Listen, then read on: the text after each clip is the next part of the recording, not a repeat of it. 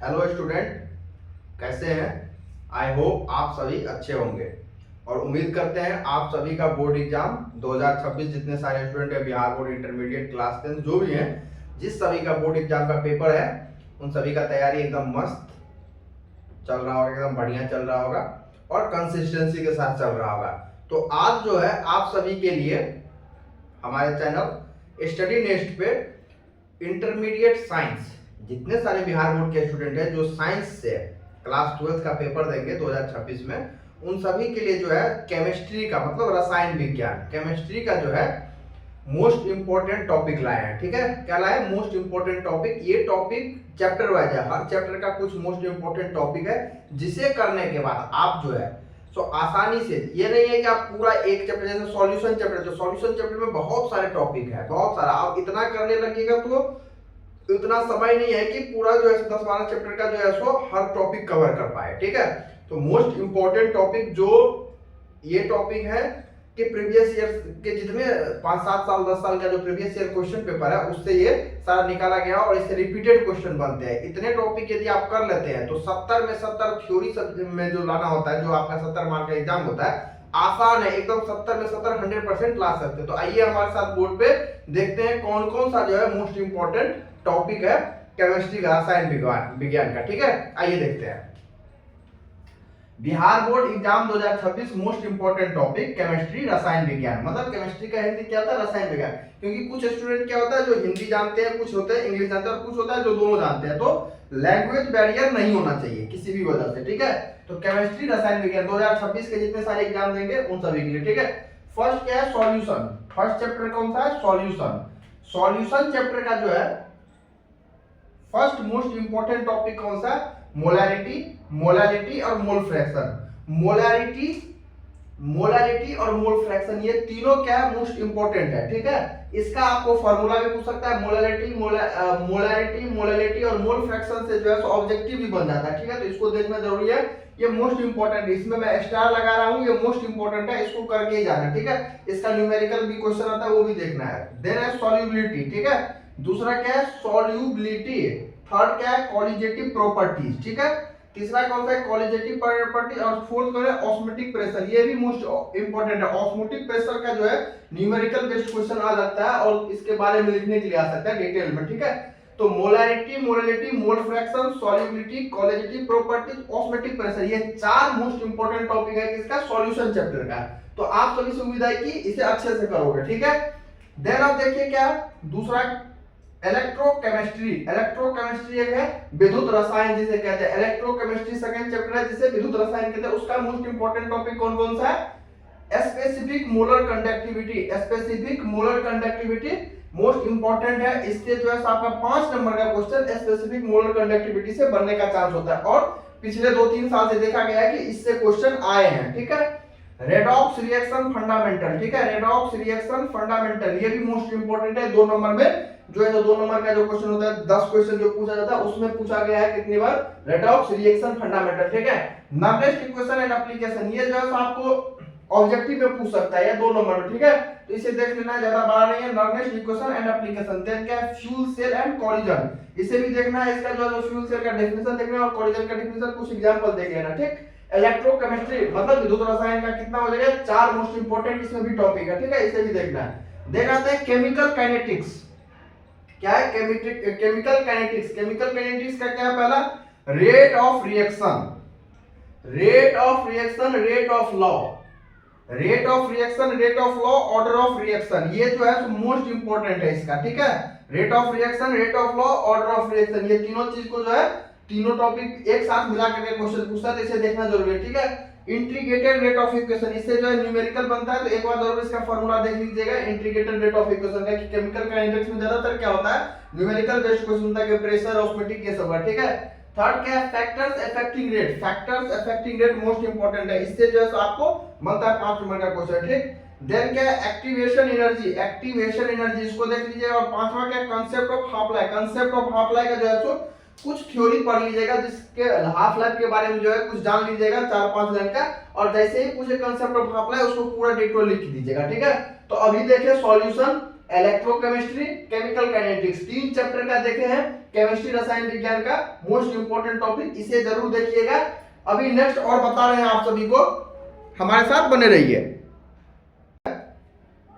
Solution, electrochemistry और chemical kinetics के बाद देखते हैं कौन सा है chapter 4 D and F block. कौन सा है?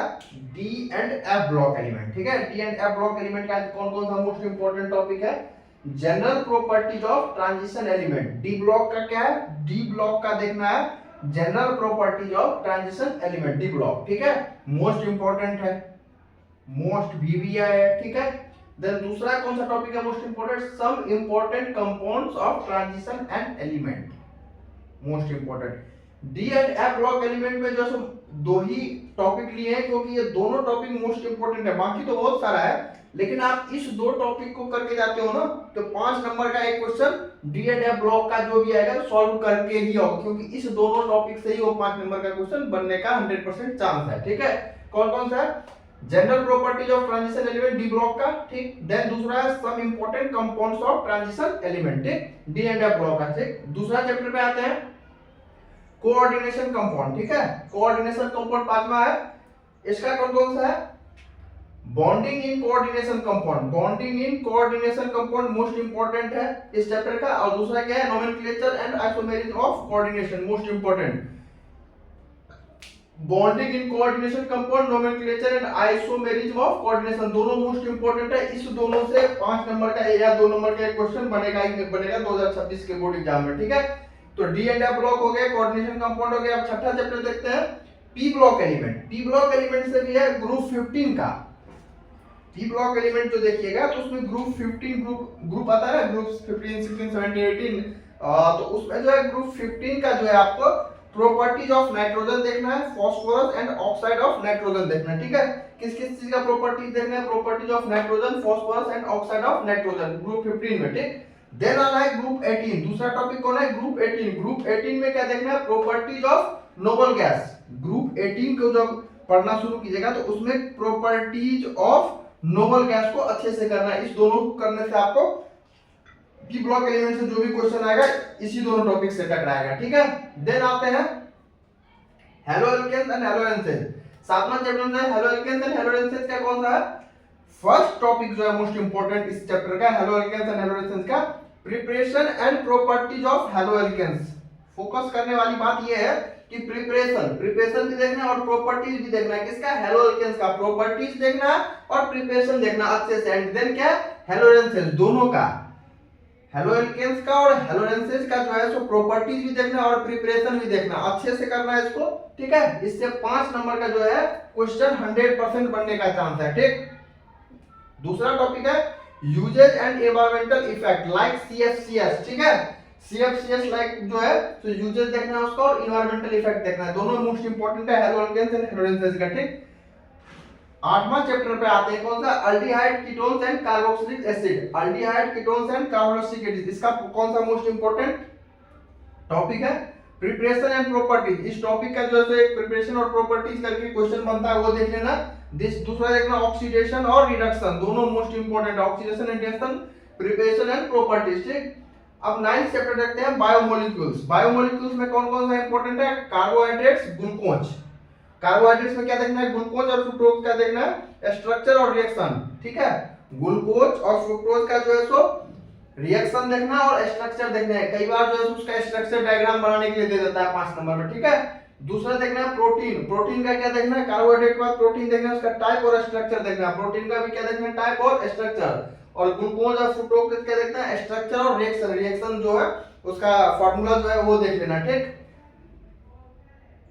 उसके बाद एंजाइम। एंजाइम का क्या देखना है? एंजाइम और विटामिन। एंजाइम और विटामिन के जो मेनली डेफिनेशन देख लीजिएगा, कुछ एग्जांपल देख लीजिएगा और कुछ फार्मूला है छोटे वो देख लीजिएगा। देखिए अब 9 चैप्टर जो है आप सभी को मैं बता दिया। वैसे तो 10 चैप्टर है, केमिस्ट्री इन एवरीडे लाइफ एक है, ठीक है, मोस्ट इंपोर्टेंट में, लेकिन केमिस्ट्री इन एवरीडे लाइफ का मैं क्वेश्चन नहीं बता रहा हूँ। क्यों?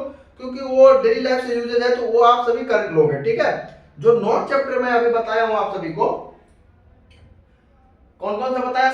सॉल्यूशन, इलेक्ट्रोकेमिस्ट्री, ठीक है, chemical kinetics, D and F block element, coordination compound, P block element, haloalkanes and haloarenes, aldehyde and ketones and carboxylic acid and biomolecules, ये और केमिस्ट्री इन एवरीडे लाइफ। ये 9-10 चैप्टर जो बताया मोस्ट इंपॉर्टेंट है chemistry का। तो आप सभी से उम्मीद है कि जितने सारा टॉपिक मोस्ट इंपॉर्टेंट बताए उससे आप सभी करके जाओगे, ठीक है। और यदि इतना करके जाते हो तो मेरा गारंटी है कि आप लोग 70 में 70 जो थियोरेटिकल एग्जाम होगा आपका 70 मार्क का, उसमें अच्छे से करके आओगे। और जितना टॉपिक करोगे उतना आप सभी का जो है, जो भी डाउट होगा टॉपिक को लेकर के और जो भी चीज होता है वो सॉल्व होगा। ऑब्जेक्टिव लर्न करने का, याद करने का जरूरत नहीं पड़ेगा, क्योंकि इसमें जितना टॉपिक है यदि उसको कर लिए तो 35 में 35 जो ऑब्जेक्टिव नंबर आता है, ऑब्जेक्टिव क्वेश्चन 35 का, वो तो 100% आप लोग करके आ पाओगे, ठीक है। तो आप सभी से उम्मीद है कि जरूर करेंगे। हमारे चैनल स्टडी नेक्स्ट पे आप लोग बने रहिए। आप सभी को यहाँ हर टॉपिक का, हर चैप्टर का टॉपिक वाइज क्वेश्चन दिया जाएगा इंपॉर्टेंट। और एक बात बताना है कि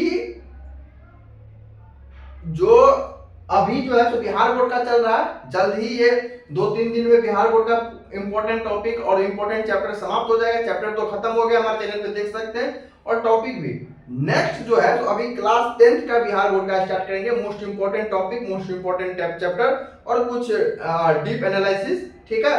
दूसरा सीबीएसई के जो भी स्टूडेंट हमारे देख रहे हैं या किसी अन्य स्टेट बोर्ड के स्टूडेंट देख रहे हैं, जैसे राजस्थान बोर्ड हुआ, महाराष्ट्र हुआ, एमपी और किसी भी स्टेट बोर्ड के देख रहे हैं, उन सभी के लिए जो है 1 नवंबर 2025 से हमारे channel study next by engineer Rahul Ranjan पे most important topic, most important chapter और मोस्ट इंपॉर्टेंट क्वेश्चन अपलोड किया जाएगा।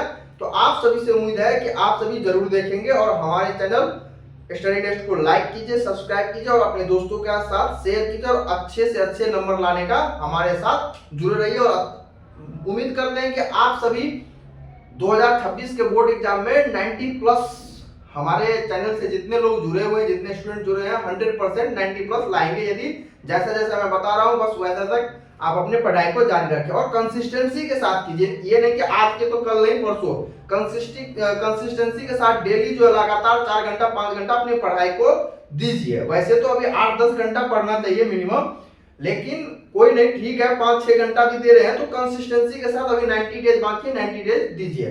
तो ठीक है, आज इतना ही। हमारे चैनल को लाइक सब्सक्राइब कीजिए। धन्यवाद आप सभी का।